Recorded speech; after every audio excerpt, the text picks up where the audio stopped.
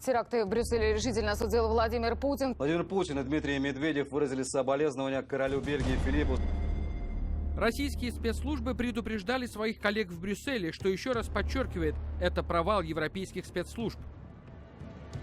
Пока Столтенберг, себя не помня, сражается с мнимой российской угрозой и размещает войска в Латвии, у него под носом в Брюсселе взрывают людей. Мы приходим к очень печальным итогам политики двойных стандартов. Нельзя делить террористов на хороших и плохих.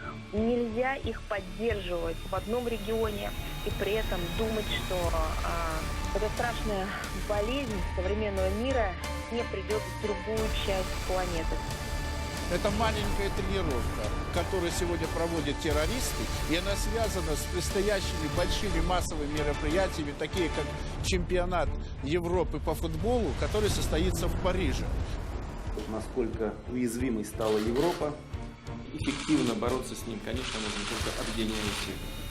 Вместо того, чтобы действительно бороться, мы видим санкции против России. Это очень близоруко, это недальновидно. И нам это выгодно. Пусть они подыхают и погибают. Пусть они к нам идут и просят нас.